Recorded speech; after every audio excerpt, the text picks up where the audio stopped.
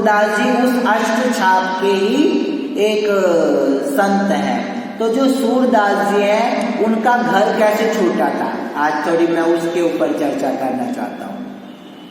सूरदास जी जो, वैसे तो घर छोड़ना बहुत, तुम शरीर से तो घर छोड़ के चले जाओगे, लेकिन हमारा जो मन है जब तक वो घर में अटका हुआ है तब तक शरीर भागने के घर से कोई फायदा नहीं। इसीलिए कबीर ने कहा, मन ना रंगाए रंगाए जोगी कपड़ा, मन ना रंगाए रंगाए जोगी कपड़ा, मन ना रंगाए।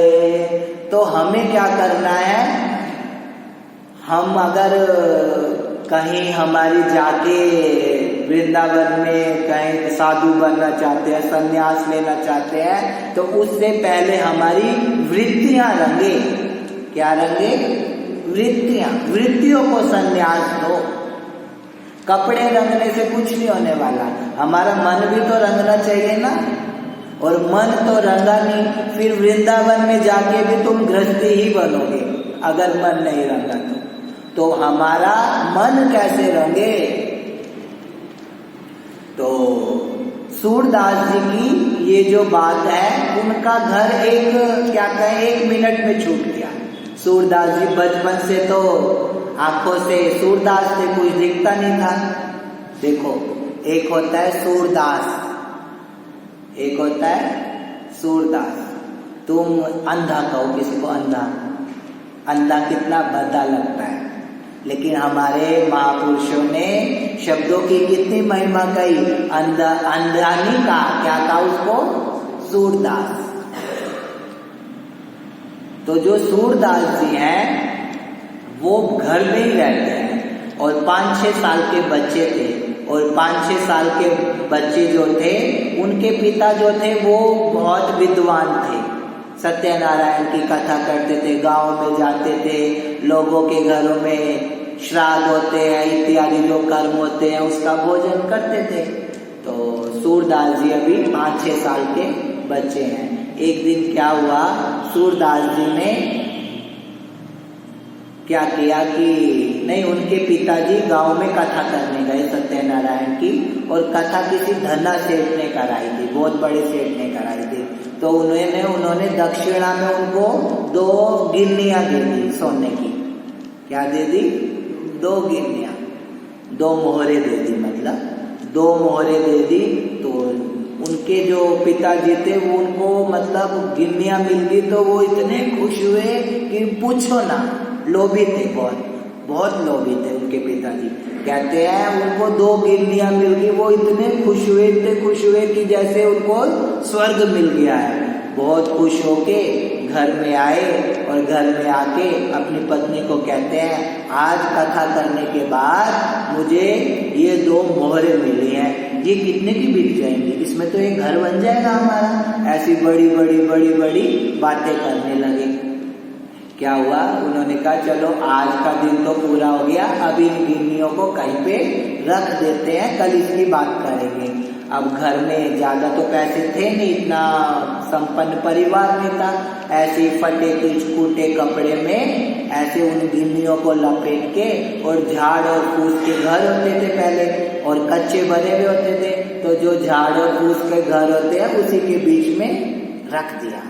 ऐसे उन 2 गिन्नियों को रख दिया। अब रख दिया, अब क्या हुआ, घर में बिल्ली आती होगी, कोई पशु पक्षी आता होगा, तो उसने क्या किया, बिल्ली ने उठा के उन्हीं गिन्नियों को कि कहीं और रख दिया। अब क्या हुआ, वो जो ब्राह्मण थे उनके पिताजी वो तो बहुत परेशान हो गए कि भाई इतनी मुश्किल से तो 2 गिन्नियां मिली थी, और वो गिन्नियां भी कहाँ चली गई, पता नहीं। अपनी पत्नी को डांटे, कभी उसको सुनाए कि तू थोड़ा ध्यान रखती तो क्या पता गिन्नियां बच जाती। वो कहती आपने अगर ध्यान से रखा होता तो होती ही क्यों। दोनों एक दूसरे में ही लड़ाई शुरू हो गई। अब क्या होता है, जो सूरदास जी हैं वो कहते हैं आप तो ब्राह्मण हैं, अपने पिता को ज्ञान देते हैं कि भाई तुम तो ब्राह्मण हो, इतनी बड़ी कथा करते हो, भगवान का नाम लेते हो, क्या हो गया? अगर गिन्नियां खो गई तो कल को भगवान हमें और देंगे। संतोष जो है वो तो परम धन है। और बातें बताने लगे। कहवे जब से उनके पिता जो है वो सूरदास जी को कहते हैं, जब से तू पैदा हुआ है ना, तब से हमारे घर दरिद्र हो गया। क्या हुआ? दरिद्र, हमारा घर में खाने के लाले पड़ गए, कुछ है नहीं, और तू किसी काम का नहीं है। सूरदास है, आंखों से तुझे दिखता नहीं, तुझे भी ढोए और तेरी बैठे बैठे कोई काम तो बचा नहीं, आज तू हमें भी ज्ञान दे रहा है। उन्होंने सूरदास जी को हड़का दिया। अब सूरदास जी को थोड़ा लगा कि भाई मुझे डांटा, तो सूरदास जी ने कहा, जब पूरी बात हो गई, सूरदास जी ने कहा मुझे पता है गिन्नियां कहाँ रखी है, जो सोने की मोहरें हैं वो मुझे पता है कहाँ रखी है, मैं तुम्हें बता दूंगा, लेकिन बताने के बाद तुम्हारे घर में नहीं रहूंगा। बताने के बाद मैं तुम्हारे घर में नहीं रहने वाला, तुम्हारा घर छोड़ के चला जाऊंगा। बाप ने कहा चल ठीक है, तू चला जाएगा तो चला जाएगा, तू हमें गिन्नियां बता कहाँ रखी है। बाप तो लोभी था और बाप को बताया कि ऐसे ऐसे जहाँ तुमने रखी है ना, अब उसी के सामने दिशा में जाओ और जो आखिरी जगह पूछ लगी हुई है, ऐसे एक डंडा है, उस दिशा में जाके वहीं बिल्ली उसको उठा के ले गई और उसको फूस में घुसा दिया। जाओ वहां जाके देखो और वहां तुम्हारी गिन्नियां रखी हैं। और जैसे ही गए वहां, इतने में क्या होता है, देखा कि वहीं गिन्नियां मिल गई। अब जैसे गिन्नियां मिल गई, बाप कहने लगा ये तो घर में बैठे बैठे है तो सूरदास, लेकिन ये तो सिद्ध है, ये तो सिद्ध महात्मा है तो सूरदास, लेकिन सिद्ध है। फिर कहा गिन्नियां मिल गई पिताजी, अब मैं जाता हूँ। तो कहा कहाँ जाओगे?